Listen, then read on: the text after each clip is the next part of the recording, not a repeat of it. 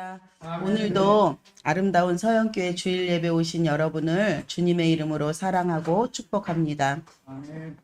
오늘은 능력의 공동체라는 제목으로 말씀 전해드리겠습니다. 에베소서는 사도 바울이 로마 감옥에서 쓴 에베소서, 빌립보서, 빌레몬서, 골로새서 중 한 권입니다. 사도행전 28장에 보면 사도 바울이 로마 감옥에 갇힌 내용이 나오는데 에베소서에서도 감옥에 갇혀 있다는 사실을 사도 바울이 여러 번 얘기를 하고 있습니다. 3장 1절을 보면 이러므로 그리스도 예수의 일로 너희 이방인을 위하여 갇힌 자 된 나 바울이 라고 말하며 복음 전하는 일로 로마 감옥에 갇힌 것을 얘기합니다. 감옥에서 사도 바울이 크게 두 가지 일을 했는데요. 하나는 서신서들을 기록을 하여서 지금의 신약 성경으로 남아있게 되었고, 또 하나는 로마 감옥에서 그 간수들을 통하여서 복음 전하는 일을 했습니다. 당시에 골로새 교회에 거짓 교사들이 판을 치고 있어서 골로새 교회가 당면하고 있는 이 문제를 권면하기 위해서 골로새서를 작성을 합니다. 그런데 에베소서와 골로새서는 내용이 유사한 것이 많기 때문에 서로 짝을 이루는 성경이라고 얘기하는데요. 에베소서의 내용이 더 풍부한 것으로 보아서 골로새서의 해설판이라고도 얘기를 합니다. 그래서 에베소서도 이 당시에 같이 기록된 것으로 보입니다. 당시 사람들이 예수님이 금방 다시 오셔서 로마의 압제로부터 구원해 주실 것이라는 것을 기대하고 있었는데 그렇기 때문에 재림에 대한 이야기들을 많이 이야기했습니다. 바울은 로마에서 복음을 전하고 이제 후에는 땅끝 그러니까 스페인까지 가서 복음을 전하리라고 이렇게 계획을 세웠는데 자신의 계획대로 되어지지 않는 일들을 보면서 많은 생각을 했던 것 같습니다. 예수님의 재림이 속히 올 것 같지 않은 상황에서 우리는 어떤 존재이고 나는 왜 부름 받았지? 교회는 어떤 존재이고 교회는 또 왜 부름 받았을까? 이런 신앙의 본질적인 얘기를 하면서 교회를 좀 더 체계적이고 조직적으로 해야겠다는 생각을 했습니다. 그래서 에베소서 전반부는 하나님께서 베푸신 구원의 은혜와 복음의 비밀에 대해서 이야기를 하고 있고요. 또 후반부에서는 구원에 합당한 삶은 어떤 모습일까에 대해서 설명을 하고 있습니다. 바울 신학의 중요한 주제인 믿음으로써 의롭다함을 받는다는 것은 개인적인 구원을 넘어서 구원받은 사람들이 교회를 이루고 든든하고 거룩해져서 세상에 어떤 환란이 와도 흔들리지 않는 그런 교회를 든든히 세워야겠다는 마음으로 에베소에 있는 교회들을 교훈하기 위해서 에베소서 편지를 썼습니다. 에베소서 1장 1절을 보면 바울은 자신을 그리스도 예수의 사도라고 소개합니다. 우리는 바울이 사도인 것을 너무나 잘 알고 있습니다. 당시 사람들은 예수님이 세상에 계실 때 바울을 직접 부르셔서 사도로 임명하지도 않았고 또 믿는 사람들을 박해했던 바울의 그 사도성을 의심하는 사람들이 많았습니다. 그들을 향해서 바울은 자신이 사도가 된 것은 우연히 된 것이 아니고 스스로 원해서 된 것도 아니고 다메섹 도상에서 직접 주님을 만나서 회심하고 사도로 소명을 받았으며 오직 하나님의 주권에 의해서 하나님의 뜻을 따라 세워진 것이라고 말합니다. 사도는 보내심을 받은 자라는 뜻으로 바울 자신은 하나님께서 예수 그리스도의 십자가 복음을 전하도록 부름받은 자라고 자신의 정체성을 말하고 있습니다. 에베소 교회 성도들을 그리스도 안에서 신실한 자들이라고 할 때 성도라는 단어는 거룩한 무리라는 말로 하나님의 거룩한 백성이란 의미입니다. 하나님의 백성이라는 말은 구약 성경에서 카할이라는 단어로 쓰이는데 구약 성경에서는 하나님의 언약 백성에게만 쓰여졌던 단어입니다. 그 첫 번째 언약 백성인 이스라엘에게만 쓰여졌던 단어이죠. 그런데 구약 히브리어를 헬라어로 번역한 70인경에서는 카할이라는 단어를 성도라는 말로 표현을 했습니다. 첫 번째 언약 백성인 이스라엘 백성, 그들이 바로 신약의 교회로 연결이 되면서 거룩한 무리들임을 나타내고 있습니다. 바울은 에베소 교회의 성도, 곧 그리스도 안에서 신실한 자들에게 은혜와 평강을 구하며 삼위 하나님의 복주심을 찬양하면서 이 편지가 시작이 됩니다.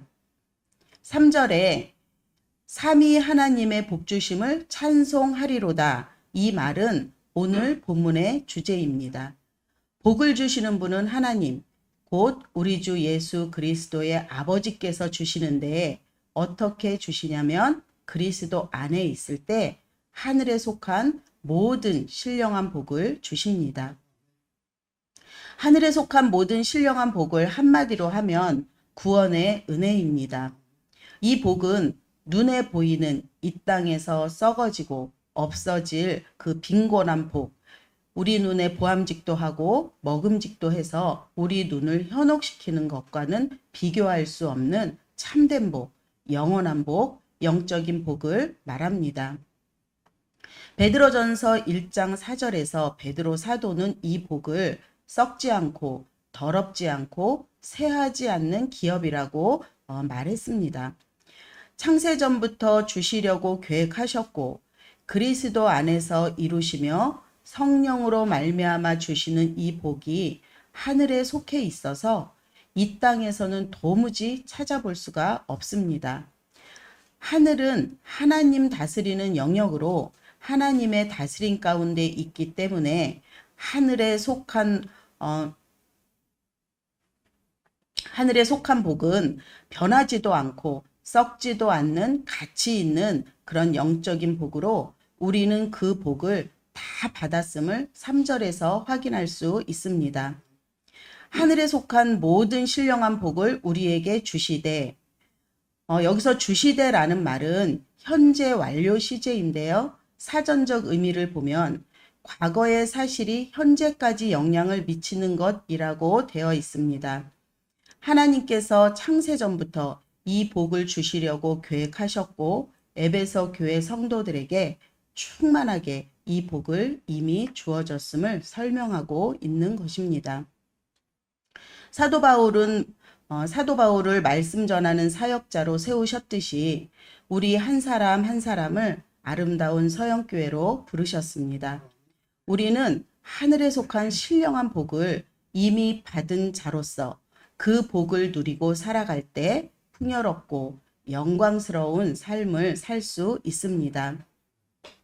사도 바울이 다메섹 도상에서 예수님을 만나고 변화되었듯이 우리가 사도 바울이 만난 예수님을 볼 수 있는 것은 우리를 지금까지 인도하셨고 또 앞으로 우리에게 베푸실 구원의 은혜를 우리가 믿음의 눈으로 바라볼 때 가능해집니다.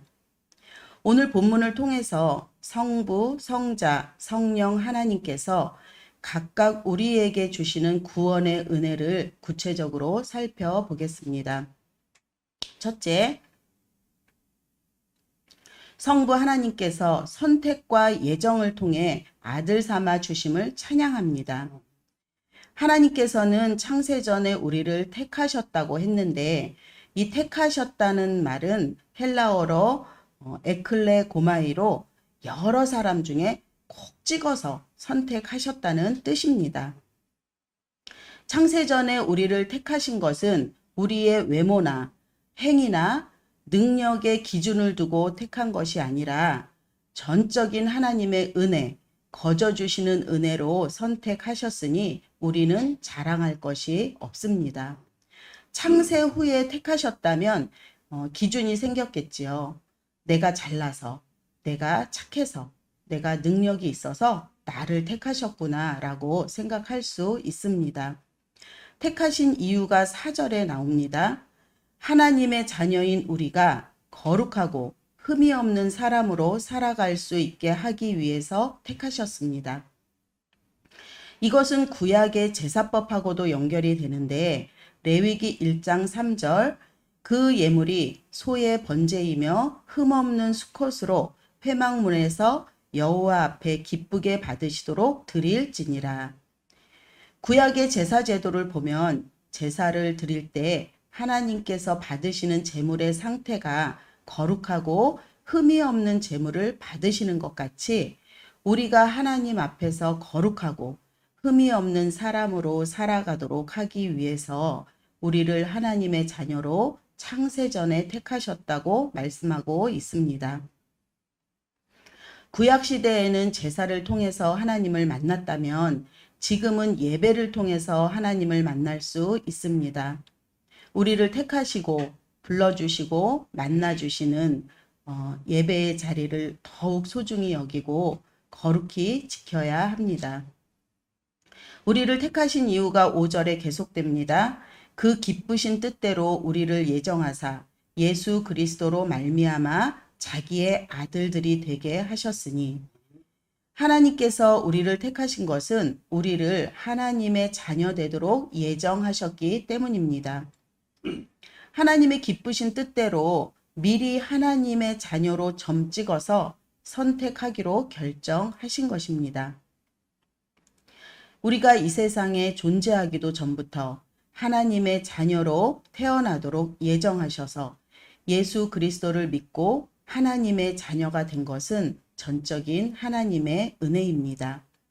로마서 8장 16절에 하나님의 자녀된 자들에게는 양자의 영, 성령이 그들 안에 계시고 우리가 하나님의 자녀임을 증거한다고 말합니다. 여기서 양자란 우리가 오늘날 알고 있는 입양이나 배 아파서 낳은 그 육신의 아들과는 다르다고 생각할 수 있는데 그런 의미가 아닙니다. 로마 시대의 양자는 친자식과 동일한 자격이 있어서 아버지의 재산을 받을 그 자격이 있습니다. 하나님께서 우리를 택하시고 자녀 되도록 예정하신 것은 그리스도 안에서 거저 주시는 은혜와 영광을 찬송하게 하기 위함입니다. 창세전에 우리를 거룩하고 흠이 없게 하시려고 택하시고 자녀 되도록 예정하신 것은 전적인 하나님의 거저 주시는 은혜이고 선물임을 강조하고 있습니다. 누가복음 17장에 10명의 나병 환자들이 고침을 받고 제갈길로 갔는데 한 사람만 자신이 나은 것을 알고 예수님께 다시 돌아와서 하나님의 이름을 크게 부르며 예수님의 발 앞에 무릎을 꿇고 감사를 고백하며 하나님께 영광을 돌렸습니다. 예수 그리스도가 하나님의 아들 된 영광을 갖고 있는 것을 알고는 말로 표현할 수 없고 찬양하지 않고는 견딜 수 없었습니다. 유대인들은 하나님의 아들의 영광을 전혀 몰랐기 때문에 예수님을 십자가에 못 박았지만 예수님의 제자들은 알았음을 베드로후서 1장 16절을 통해 알 수 있습니다.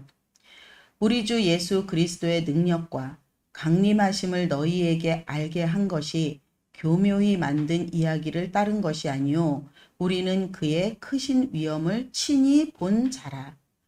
제자들은 보았고 들었고 친히 만져보았기 때문에 그냥 가만히 앉아 있을 수가 없었습니다. 제자들은 감격에 겨워서 예수님을 증거하지 않고는 있을 수 없었고 그 어마어마한 고난과 역경이 찾아왔지만 그들에게는 가슴 뛰는 감격과 감동이 있었기 때문에 오히려 감사함으로 감당할 수 있었습니다. 하나님이 주시는 구원의 은혜 두 번째는 성부 하나님께서 성자 예수님을 통해 주신 은혜를 찬양합니다.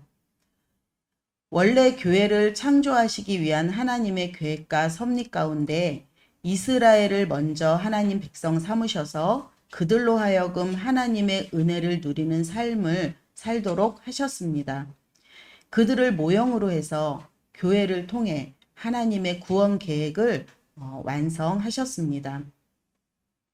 하나님이 창세전에 우리를 하나님의 거룩하고 흠이 없는 삶을 살도록 하시려는 목적으로 우리를 자녀로 택하셨다고 한다면 우리는 하나님의 거룩한 자녀로서 거룩한 삶을 살아가는 것에 실패할 수 없습니다. 우리는 일상 가운데 나는 날마다 거룩한 삶을 실패하는데요. 나는 화도 잘 내고 싸우기도 하는데요. 나는 거룩한 삶과는 거리가 멀어요. 라고 할 수 있는데 이것은 인간적인 생각이고 하늘에 속한 모든 신령한 복을 받은 자의 생각이 아닙니다. 이 땅의 생각에 사로잡힌 생각입니다. 하나님이 우리를 창세전에 하나님의 거룩한 백성으로 택해 주셔서 거룩한 존재가 되게 하셨습니다. 그리고 거룩한 삶으로 우리를 초대하셨다는 것을 생각할 때 하나님의 계획은 실패할 수도 후회함도 없습니다. 만약 우리의 연약한 모습을 보고 하나님의 선택에 오류가 있다고 한다면 예수 그리스도께서 십자가에서 단번에 죽으심으로 우리의 구원은 이루어질 수 없습니다. 날마다 우리의 연약함과 죄 때문에 예수님은 십자가에 날마다 못 박혀야 합니다. 하나님의 거룩한 교회인 우리가 거룩한 삶으로 예배를 맺는 것이 얼마나 하나님의 큰 은혜인지 7절에서 12절까지 세 가지로 이야기하고 있습니다. 7절에 그리스도의 피로 속량 곧 죄사함을 받았다라고 하는데 하나님의 구원 경륜을 이룬 것이 예수 그리스도의 십자가이고 십자가의 은혜로 우리는 죄사함을 받았습니다. 창세전부터 예수 그리스도의 십자가의 죽음으로 구원을 이룬 것은 하나님의 의도적인 계획이고 섭리였습니다. 요한복음 18장 4절 5절을 보면 알 수 있는데요. 예수님께서 그 당한 일을 다 아시고 나아가 이르시되 너희가 누구를 찾느냐 대답하되 나사렛 예수라 하거늘 이르시되 내가 그니라. 마치 예수님이 하나님의 영광을 드러내기 위해 십자가에서 죽으심을 당하려고 기다리는 것 같습니다. 하나님께서는 말씀으로 세상을 창조하신 전능하신 분이기에 말 한마디로 죄인을 용서하실 수 있습니다. 내 죄를 사하노라. 이렇게 한마디로 용서를 하신다면 더 권능이 있어 보일 수 있습니다. 그러나 그럴 수 없습니다. 그 이유는 죄인의 실제적인 죄를 해결하기 위해서는 죄의 대가로 예수 그리스도가 십자가에 못 박혀서 살이 찢기고 피 흘리는 실제적인 죽음이 필요합니다. 예수님이 죄로 인해 하나님의 진노를 받아서 죄의 대가로 죽으셨다라고 할 때 속량받게 됩니다. 속량이라는 말은 대가를 지불하여 노예나 포로 상태에 있는 사람을 해방시켜서 자유하게 하는 것입니다.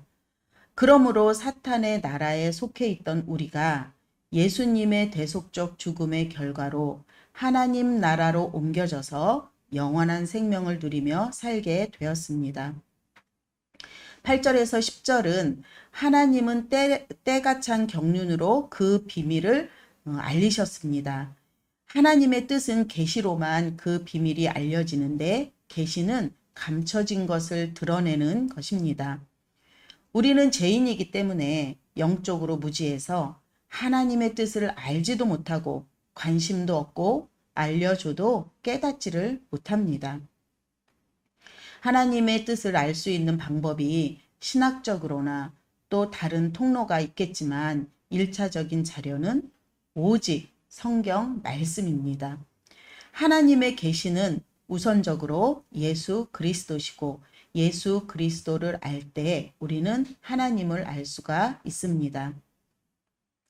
하나님의 계시가 성경 66권에 충분히 기록되어 있습니다. 구약 39권은 오실 예수님에 대한 계시의 말씀이고 신약 27권은 오신 예수님에 대한 증언의 말씀을 기록하고 있습니다. 우리가 말씀을 통해서 예수 그리스도를 알 수 있고 예수 그리스도를 믿음으로 말미암아 하나님의 뜻을 알 수 있습니다. 계속되어지는 코로나19로 거리두기가 또 4주 연장되었습니다. 답답하시겠지만 그래도 사람과의 거리두기는 지키시고 하나님과의 거리는 좁혀서 기도와 말씀을 읽고 말씀을 궁구하셔서 감춰진 하나님의 뜻을 깨달으시기 바랍니다. 하나님의 계시가 에베소 교회에 충만히 주어진 것을 8절에서 말해주고 있습니다. 이는 그가 모든 지혜와 총명으로 넘치게 하사 우리가 하나님의 말씀을 듣고 잘 이해할 때 믿음이 생기고 믿음이 생기면 하나님의 계시를 알 수 있는 지혜가 생겨서 하나님의 뜻을 깨닫게 됩니다. 하나님의 뜻은 예수 그리스도의 피로 죄사함을 받은 개인의 구원과 또 온 우주적인 하나님의 구원 계획입니다. 하나님의 우주적 계획은 만물이 그리스도 안에서 통일되는 것인데 통일이라는 말은 그리스도가 머리 되어 다스린 가운데 만물이 복종하는 것으로 하나님이 십자가에서 계획하신 것입니다. 왜 우주 만물이 그리스도 앞에 복종해야 할까요? 창세기 1장 3절을 보면 아담의 범죄로 하나님과의 관계가 깨어지고 사람과 사람과의 관계가 깨어지고 모든 피조물들은 왜곡되어졌습니다. 그래서 십자가 사건으로 개인의 죄사함은 물론 온 우주 만물을 회복시키는 일들을 하나님께서 계획하시고 이루신 것입니다. 이렇게 하나님의 구원 경륜이 이루어졌다는 것을 눈으로 볼 수 있게 해주는 그 첫 번째가 바로 교회가 세워진 것을 보면 알 수 있습니다. 예수 그리스도의 십자가 사건으로 온 우주 만물은 머리 대신 그리스도 앞에 무릎을 꿇고 복종함으로 회복이 되어진 것을 확인할 수 있는 것이 바로 우리 교회입니다. 사랑하는 여러분, 삶으로 복음을 전하며 예수님을 실천하는 예수 사랑을 실천하는 아름다운 서영교회를 통해서 하나님의 우주적인 구원 경륜이 일어나는 것을 볼 수 있어야 합니다. 하나님은 교회를 통해서 구원 계획을 이루어 가시는데 마지막 때에는 온 우주 만물이 구원을 받게 됩니다. 하나님은 태초부터 교회를 세우시려고 했고 교회를 통하여서 온 우주 만물이 구원받게 될 것을 보여주고 있습니다. 11절을 보겠습니다. 모든 일을 그의 뜻의 결정대로 하시는 이의 계획을 따라 우리가 예정을 입어 그 안에서 기업이 되었으니 찬송하라고 합니다. 제가 그 예수님 마음찾기라는 독서 모임을 하고 있는데요. 책을 한 권 정해서 서로 이제 한 챕터씩 정리를 해서 그것을 이제 발표하고 의견을 나누고 그렇게 하고 있습니다. 그런데 좀 쉬운 부분을 하고 싶어 하는 이제 분들이 계세요. 그래서 누가 어느 부분을 할지 어떻게 할지 그것을 정해야 하는데 좀 정하기가 애매하더라고요. 근데 이제 우리가 그 결정을 하기 애매할 때 그 사용하는 방법이 있잖아요. 그래서 이제 제비뽑기로 결정을 했습니다. 그리고 자신에게 주어진 부분은 하나님이 허락하신 것이다 라고 생각을 하고 순종하기로 했습니다. 11절에 예정을 입었다라는 표현이 바로 제비뽑기로 지목을 받았다라는 의미를 갖고 있습니다. 성경에서 제비뽑기 하는 경우가 많이 나옵니다. 요나서 1장 7절에 우리가 제비를 뽑아 이 재앙이 누구로 말미암아 우리에게 인하였나 알아보자 하고는 제비를 뽑으니 제비가 요나에게 뽑힌지라. 여호수아 10장 10절에서도 볼 수 있는데요. 여호수아가 그들을 위하여 실로의 여호와 앞에서 제비를 뽑고 이스라엘 분파대로 그 땅을 분배하였더니 구약 성경에서 제비 뽑기를 하라고 할 때 그 뽑기를 하시는 분은 하나님이시고 하나님의 주권적인 계획 가운데 이루어졌다는 것을 인정합니다. 제비 뽑기는 우연이 아니라 하나님의 주권적인 뜻에 의해 기업이 되었다라는 겁니다. 기업은 상속자란 뜻인데 아버지에게 양자된 자, 유산을 상속받을 자격이 있는 사람을 말하는 것입니다. 이 기업의 상속자는 먼저는 유대인에게, 다음은 이방인에게 하나님의 주권적인 계획을 이루신 것을 말하고 찬송하라고 합니다. 창세전부터 하나님이 교회를 이루시기 위해서 유대인을 먼저 택하셨는데 유대인을 택하셨다가 실패해서 교회를 택한 것이 아닙니다. 이것은 하나님의 계획이었고 교회를 상속자로 삼으신 목적은 하나님 나라에 들어가 복락을 누리게 하기 위함입니다. 마지막으로 하나님이 주시는 구원의 은혜 세 번째. 성부 하나님께서 성령으로 인치시고 보증하셨으니 찬양하십시오. 하나님께서는 우리가 기업이 된 것을 인치시고 상속자로 된 것을 인치시고 보증하셨으니 그것을 찬양하라고 합니다. 13절에 구원의 복음을 듣고 믿을 때 성령으로 인치신다라고 말합니다. 지금은 믿음의 시대입니다. 구약의 옛시대는 율법의 시대였는데 새 언약의 시대, 곧 예수 그리스도를 믿음으로 말미암아 누구나 다 구원을 얻을 수 있는 시대입니다. 하나님의 계획은 사도들을 통해서 예수 그리스도의 십자가 사건으로 하나님의 구원 경륜을 이룰 수 있도록 하셨습니다. 이것은 창세전에 준비된 하나님의 계획이었는데 예수 그리스도의 부활 이후에야 사도들에게 알려졌습니다. 사도들을 통해서 전해진 예수 그리스도의 복음을 믿기만 하면 누구나 하나님의 기업이 될 수 있고 상속자가 되는 시대가 온 것입니다. 예수 그리스도가 십자가에서 모든 하나님의 저주를 감당하시고 죄를 용서하셨기 때문에 그것을 믿는 자는 누구나 제사함을 받을 수 있는 새 시대, 믿음의 시대가 된 것입니다. 이때 하나님의 상속자가 된 것, 기업이 된 것을 성령으로 인치신다고 말합니다. 인친다는 것은 도장을 찍는다는 것인데요. 짐승들에게 불도장을 찍어서 그 소유가 누구인지를 확인하는 것처럼 인치신다는 것은 우리가 하나님의 소유된 하나님의 백성임을 확인하는 그 신분을 확인해주며 하나님의 영원한 자녀가 되었다는 의미입니다. 하나님께서는 계획하셨고 예수님께서는 십자가에서 성취하셨습니다. 그러므로 우리가 알게 되었고 믿게 되었고 구원을 얻었습니다. 고린도전서 2장 5절에서도 너희 믿음이 사람의 지혜에 있지 아니하고 다만 하나님의 능력에 있게 하려 하였노라. 성령이 우리 안에서 역사하여 우리가 하나님과 그리스도를 믿고 구원에 이르게 하시는 것을 바울은 성령으로 인친다고 표현했습니다. 우리가 이 사실을 알고 믿고 구원을 얻게 된 모든 것에는 우리 자신의 힘이나 지혜나 경험이 아니라 성령의 역사입니다. 삼위 하나님이 주시는 하늘에 속한 신령한 복, 곧 구원의 은혜를 찬송하는 공동체로 세우신 교회에 대해서 함께 나누었습니다. 말씀을 정리하면 십자가에서 부활하신 예수 그리스도가 하나님 우편에서 모든 악한 세력과 만물을 다스리며 교회의 머리가 되셨습니다. 주님은 교회를 위해서 만물을 다스리시고 교회도 다스리십니다.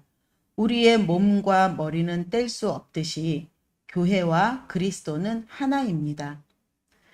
사람의 불순종으로 만물이 왜곡되어 있는 것을 예수 그리스도가 회복시키시는데 그 첫 열매를 교회가 세워진 것을 보면 알 수 있습니다.